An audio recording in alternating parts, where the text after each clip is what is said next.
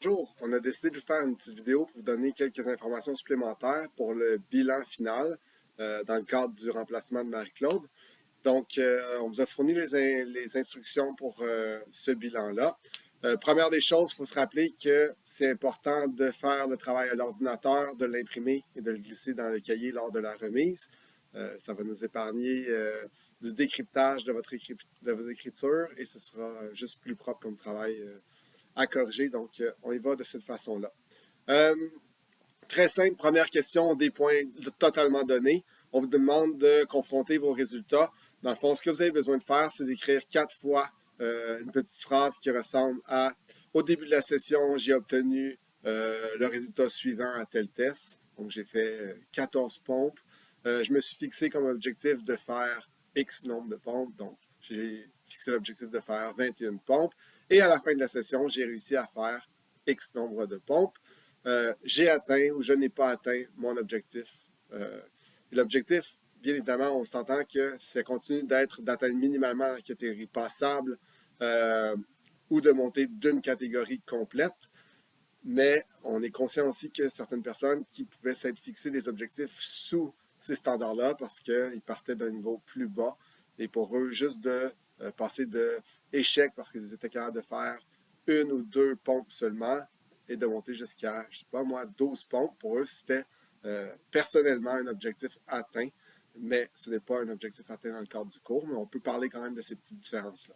Donc, on fait 4 énoncés comme ça pour les 4 différents tests. Donc, c'est assez simple, c'est des points donnés, comme je le disais. On passe à la deuxième question. On vous demande de nous parler des éléments spécifiques qui vous ont permis soit d'atteindre vos objectifs ou soit des éléments spécifiques qui ont fait en sorte que vous n'avez pas atteint les objectifs fixés. Ces éléments spécifiques-là, ça peut être plusieurs choses, mais on vous demande de nous en parler spécifiquement pour chacun des tests. Donc, pour le test de pompe, pour le test de squat, pour le test d'abdominaux et pour le test de flexibilité. Je vais vous donner quelques idées, mais ça peut être autre chose. Je vous lance des idées. On peut commencer avec le choix des exercices. Est-ce que vos exercices étaient spécifiques aux différents tests? D'accord? Donc, on revient un peu à notre ensemble 1 dans notre analyse de mouvement. Prenons l'exemple pour le test des pompes. Dans vos exercices de bras, de haut de corps, vous avez des exercices et, par exemple, vous avez choisi de faire des élévations latérales.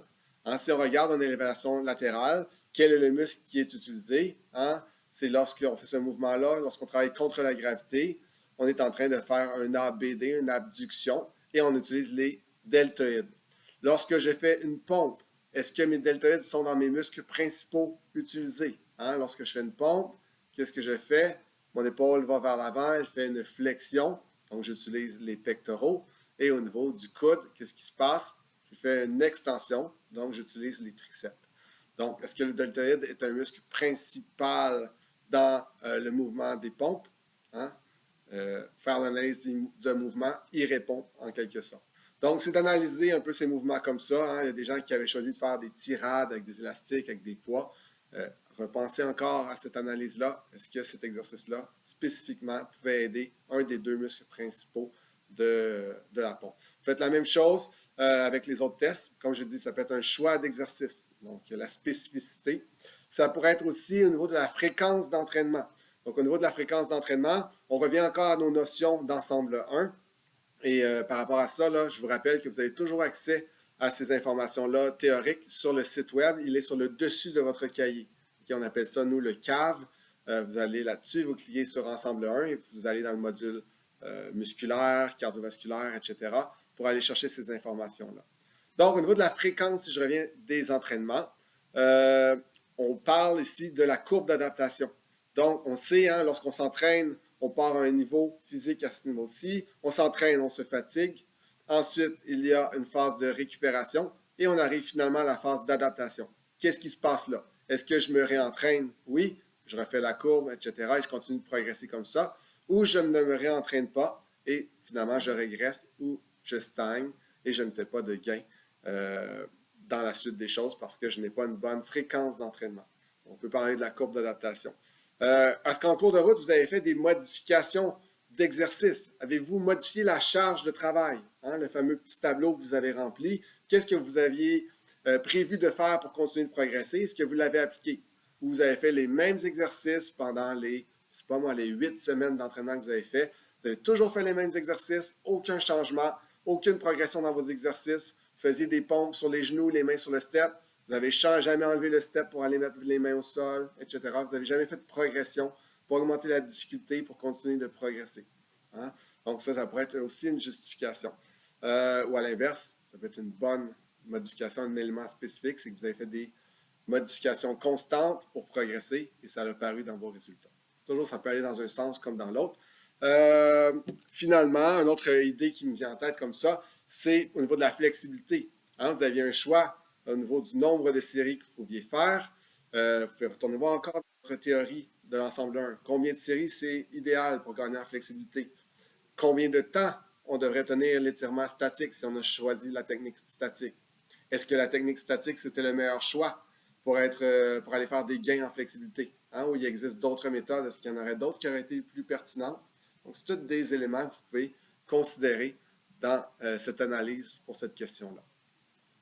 Pour la question suivante, on vous demande, théoriquement, il y a 2 questions dans la question, faites attention. La première partie de la question, c'est on vous demande théoriquement, lorsque vous avez fait le FI, dans quelle adaptation cardiovasculaire étiez-vous supposé de vous retrouver? Hein, on se souvient des 3 adaptations. C'est encore, vous allez revoir la théorie sur le site web, là, dans l'ensemble 1, dans le module cardiovasculaire. Donc, on a le système aérobie, le système mixte et le système anaérobie. Donc, dans lequel des 3 vous étiez supposé être et pourquoi. Donc, c'est important de justifier. Donc, retournez voir quel élément justifie le fait que je suis dans tel ou tel système. Hein? Ça peut être le temps, ça peut être l'intensité, ça peut être est-ce que je travaille en intervalle, en continu, quel est mon niveau d'essoufflement pendant, après, pas d'essoufflement du tout, etc. Donc, tous des éléments clés qui peuvent nous aider si on en met plusieurs en relation ensemble, qui peuvent nous dire effectivement, je suis dans tel système. D'accord? La deuxième partie de la question, c'est on vous fait prendre vos fréquences cardiaques à la fin de chaque série et on veut savoir ce chiffre-là représente-t-il l'adaptation dans laquelle vous êtes supposé d'être. Donc, je fais une petite aide ici, là, une aide-mémoire. Hein, on se souvient que théoriquement, pour connaître notre 100%, c'est 220. 220 moins notre âge. OK? Dans votre cas, si vous avez 20 ans, d'accord, ça vous donnerait un 100% à 200 BPM. D'accord? 200 BPM, c'est votre 100%. Ensuite, vous faites un petit produit croisé. Je sais qu'avec la vidéo, on voit à l'envers, mais ça vous donne quand même une idée. 200 est égal à 100%. Si vous avez eu des fréquences cardiaques à la fin de votre entraînement, je ne sais pas, moi, 156, 177, 192, vous écrivez ce chiffre-là ici, d'accord? Et ça va vous donner votre pourcentage avec un produit croisé comme ça, à savoir, vous étiez à combien de pourcents lors de votre entraînement. Et avec ce pourcentage-là, ça va vous aider à vous situer dans quelles adaptations vous étiez. Si vous êtes dans l'adaptation que vous venez de me nommer à la sous-question précédente, tant mieux, parfait. Mais si vous n'êtes pas dans cette adaptation-là et que vous continuez de croire que vous devriez être dans cette adaptation-là, mais vos fréquences cardiaques ne le démontrent pas, eh bien, il y a des raisons pour l'expliquer. Peut-être que l'intensité que vous avez mise sur votre dernier exercice cardio juste avant de prendre les fréquences cardiaques n'était pas assez élevée.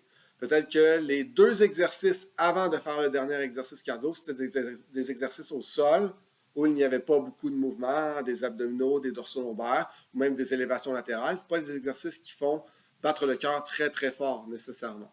Donc, ça peut être un choix d'exercice, un ordre. Peut-être que quand vous avez pris vos fréquences cardiaques, vous étiez déjà au repos depuis 20-30 secondes, vous aviez eu le temps de récupérer. Donc, c'est possible de le justifier, même si le chiffre ne représente pas l'adaptation dans laquelle vous devriez être.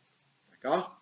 Finalement, la dernière question, grosse question, elle est sous-divisée. Donc, on vous demande en gros si l'EFI, est-ce que c'est un type d'entraînement qui est bien équilibré? Qu'est-ce qu'on entend par équilibré? C'est, est-ce que l'EFI vous permet d'améliorer votre condition cardiovasculaire?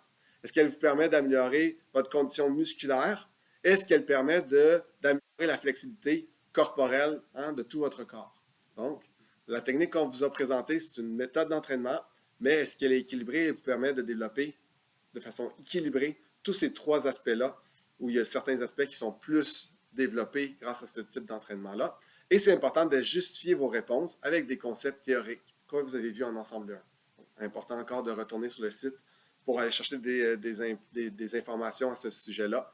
Donc, vous pourrez justifier ça avec des éléments théoriques, les résultats que vous avez obtenus, de la théorie, comme je l'ai dit.